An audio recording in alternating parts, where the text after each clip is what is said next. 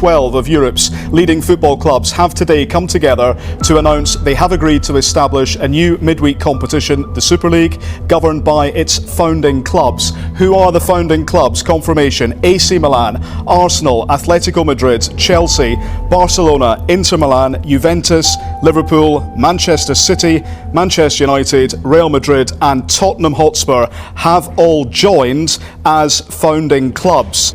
No dia 18 de abril de 2021, depois dos rumores se intensificarem, 12 dos maiores clubes da Europa anunciaram que eles pretendiam criar uma Superliga Europeia. Esses clubes incluem o Arsenal, Chelsea, Liverpool, Manchester City, Manchester United, Tottenham, Atlético de Madrid, Barcelona, Real Madrid, Juventus, Milan e Inter. Mas o que exatamente é a Superliga? Porque é que surgiu? Como é que isso afeta o resto de futebol? E como é que os fãs se uniram para salvar o futebol como o conhecemos?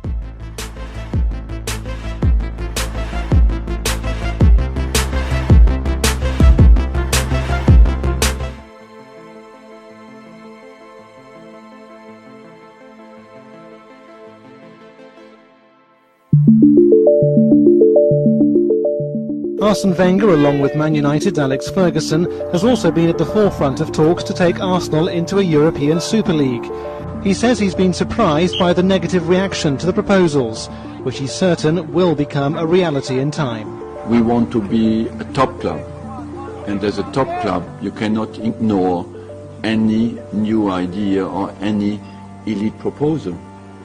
But the club has not made any official statement, and we will make one when we know more about that. A ideia de uma liga separada não é uma novidade. Cerca de 2 décadas atrás, em 1998, uma empresa italiana chamada Media Partners estava a analisar essa ideia, mas nunca conseguiram fazê-la acontecer.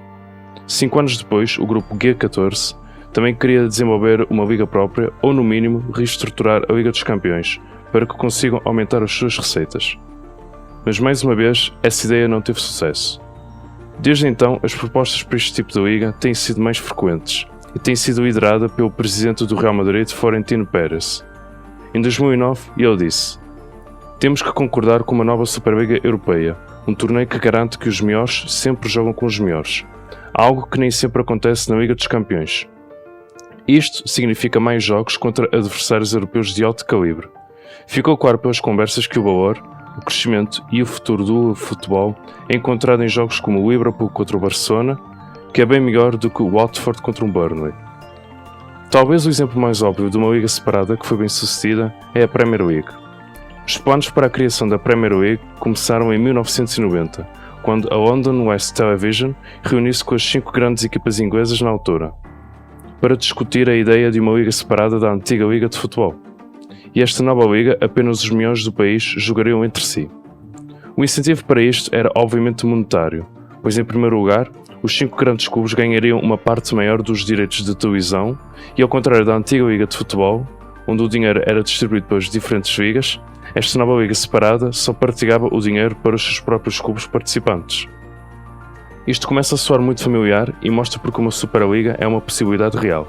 Em 2018, o Der Spiegel teve acesso a planos para uma liga que continha apenas os melhores clubes da Europa.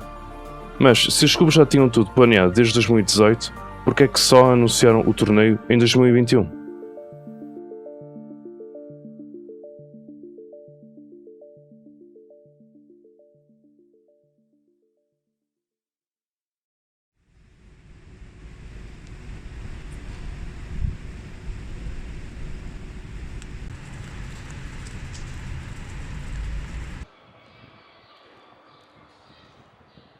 Quando a pandemia global atingiu pela primeira vez em 2020, a principal preocupação do ponto de vista de futebol era se a temporada 2019-2020 seria concluída.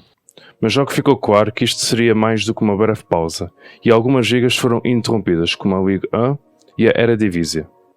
Mais tarde, a temporada foi retomada, mas a maioria dos jogos na Europa foi disputada sem o público presente. E sem receita de jogo, além de patrocínios retidos das temporadas anteriores, vários clubes encontraram-se em posições financeiras perigosas. No meio deste caos, haviam 2 clubes cada vez mais interessados na ideia de uma Superliga, o Real Madrid e o Barcelona, que tinham dívidas de mais de 1.000 milhões de euros. A Superliga parecia cada vez mais uma ideia atraente, pois ao reunir os clubes com as maiores bases de fãs, grandes números de audiências seriam garantidos, o que significa grandes números de patrocínios, além de mais receita de serviços de streaming. Além disso, eles não teriam que lidar com a UEFA, a receber uma porcentagem da receita da Liga dos Campeões. Muitos clubes estavam ansiosos para ver isto acontecer. Isto era óbvio, pois os clubes tinham o potencial de ganhar mais de 300 milhões de euros anualmente, 3 vezes mais do que o prémio que o clube vencedor em cada Liga dos Campeões recebe. E a Superliga sabia que tinha uma oportunidade importante. Com os adeptos afastados dos estádios por causa da pandemia, haveria menos chances de acontecer protestos fora dos estádios. Então como é que a Superliga funcionaria? A ideia é ter uma liga de 20 clubes com jogos a meio da semana, substituindo ou competindo com a Liga dos Campeões. Os 20 clubes dividem-se em 2 grupos de 10 e jogariam entre si em casa e fora, com os 3 primeiros a classificarem-se diretamente para os quartos de final, enquanto que o quarto e o quinto disputam os 2 últimos lugares restantes. A partir daí, os jogos seriam a eliminar, mas aqui está o interessante. 15 dos lugares seriam automaticamente reservados para os maiores clubes da Europa, 12 dos quais já concordaram em juntar-se. Os lugares restantes foram provavelmente guardados para o PSG, Dortmund e Bayern, que rejeitaram a ideia da Superliga. Os outros 5 lugares restantes iriam ser oferecidos a outros clubes da Europa. Apareceram rumores de que 2 desses clubes, Ajax e Porto, iriam se juntar ao lote. Porém, eles também rejeitaram a ideia. And a sport is not a sport when the relation between the effort and the success, the effort and reward don't exist. So it's not a sport. So it's not a sport of the success is already guaranteed. It's not a sport and it doesn't matter if you lose. That's why I said many times, I want the best competition as strong as possible, so especially the Premier League, and it's not fair when one team fight, arrive on the top and after cannot be qualified because the success is already guaranteed for just for few clubs. In this statement is what I feel. I don't know it's going to change and the people say, no, maybe 4 or 5 teams can go up and can play these competitions. But what happened in the last 14, 15 played not good season, and every time will be there. So this is not a sport, it's another issue. A maior parte do mundo de futebol criticou a ideia da Superliga por algumas razões. O primeiro grande ponto de discussão é que ter 15 lugares garantidos para os chamados superclubes viola completamente a cultura de futebol. Uma das coisas atrativas do desporto é o fato de ser imprevisível, a sensação de que qualquer equipa pode ganhar ou perder. Isto é posto em causa na Superliga. Os clubes fundadores com fraco desempenho no torneio não ficariam tão preocupados, pois estava garantido um salário e a participação na competição na temporada seguinte. Como há 5 lugares para as outras equipas, isto significa que alguns clubes poderiam descer. Então isso significa que se um dos clubes anteriormente qualificados terminassem acima de um superclube, eles ainda podiam descer de divisão, pois não tinham uma vaga garantida. Além disso, os clubes qualificados estariam em grande desvantagem. Vamos supor que o Ajax e o Porto sejam 2 equipas qualificadas para a Superliga. Os 2 clubes passaram, por exemplo, 3 anos na Liga Holandesa e na Liga Portuguesa. Ou seja, passaram 3 anos com o orçamento das 2 ligas, fazer contratos com os jogadores das 2 ligas e pagaram os salários dos jogadores com o orçamento das 2 ligas. E eles iriam enfrentar 15 equipas que nesse mesmo período ganharam no mínimo 300 milhões de euros por ano. Então, qual destas equipas teria mais chances de ficar nos últimos lugares ou apenas ter um mau desempenho nesta situação? Além disso, o elitismo é claro. Muitos destes clubes assumem que a sua marca dá-lhes o direito a um lugar entre os melhores. Mas nós sabemos que muitos destes clubes têm tido desempenhos horríveis nos últimos anos, como o Arsenal, Tottenham, United, o Inter e o Milan. Além disso, clubes como o Manchester City, Atlético, o Arsenal, Tottenham e o próprio PSG nunca venceram a Liga dos Campeões em toda a sua história. Isso torna o que já era óbvio ainda mais claro. A Superliga só se importava com o tamanho da base de fãs do clube, pois uma grande base de fãs significa mais dinheiro. Também podemos analisar como as ligas locais seriam impactadas do ponto de vista de prestígio e financeiro. A Liga de cada país sempre foi vista como o torneio principal juntamente com a Liga dos Campeões. Em 2018-2019, o City, vencedor da Premier League, ganhou mais de 170 milhões de euros, enquanto que os vencedores da Liga dos Campeões, o Liverpool, ganharam cerca de 110 milhões de euros. Isto incentivou os clubes a quererem fazer o melhor possível na Liga para aumentar as suas receitas, o que lhes permitiria ganhar ainda mais ao entrar na Liga dos Campeões. Com o novo formato, o dinheiro da Superliga seria o dobro ou o triplo do dinheiro da Liga e eles teriam a garantia de receber isso todos os anos. Então, poderíamos ver uma situação em que os clubes em campo utilizassem diferentes nuances na Liga e guardavam os seus melhores jogadores para a Superliga.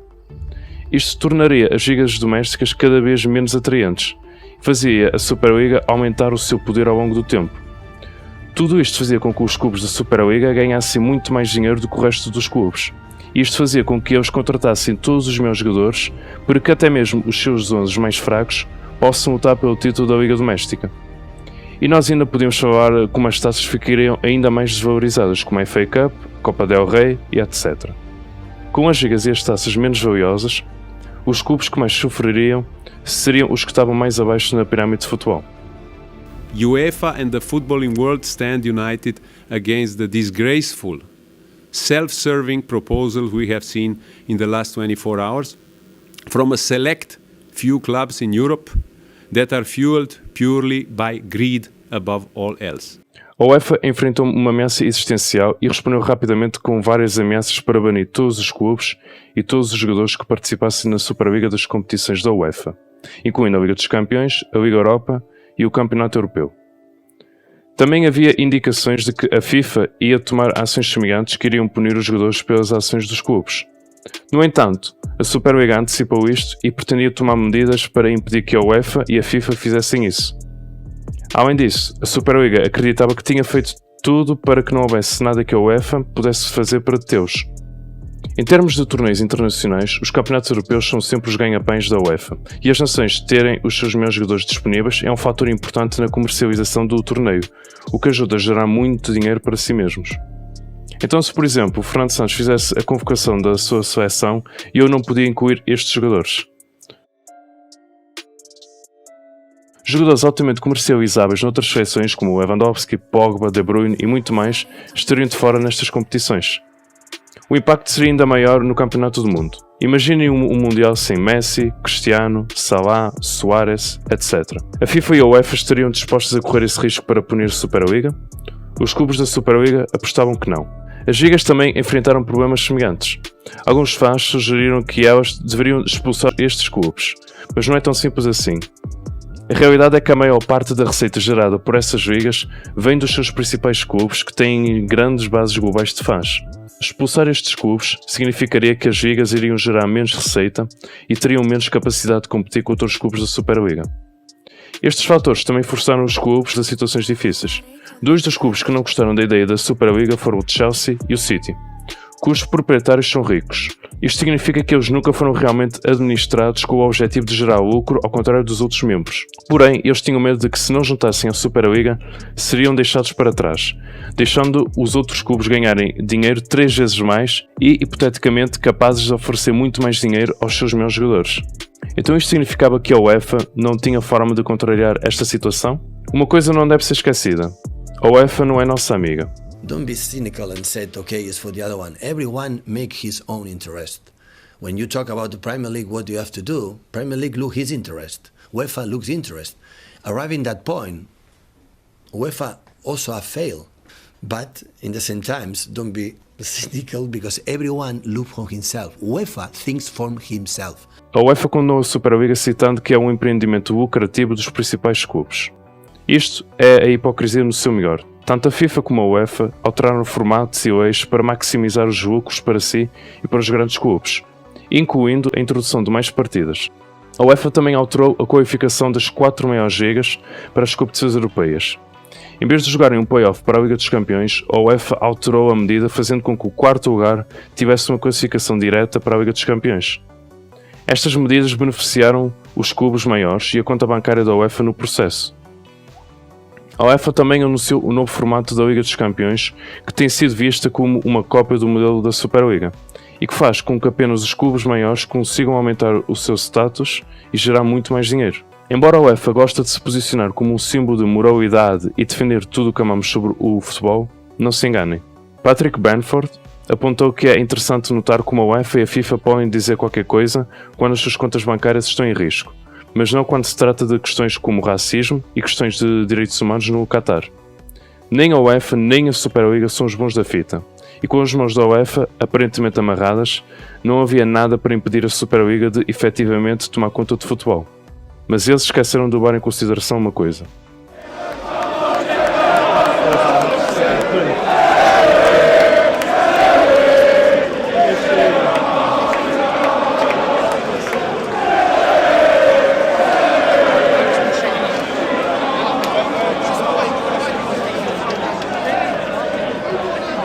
A Superliga colocou muitos clubes entre a espada e a parede, forçando-os a participar.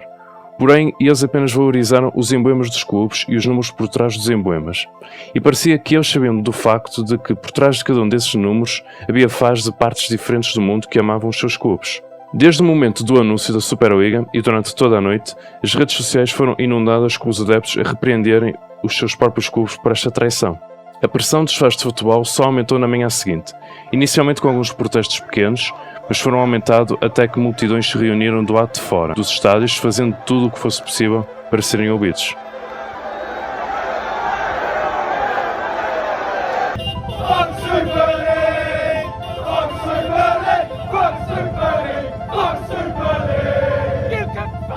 O jogo do Chelsea contra o Brighton para a Premier League teve que ser adiado, pois os próprios fãs recusaram-se a deixar o autocarro passar até eles serem ouvidos. A posição da maioria dos fãs de futebol era clara. Como mencionei anteriormente, o Chelsea e o City foram os clubes mais resistentes em formar a Superliga, pois não precisam ou particularmente querem o dinheiro. E eles então foram os primeiros clubes a sair do projeto. Then the news filtered through about the rumours of Chelsea's intention to leave, and this was the reaction.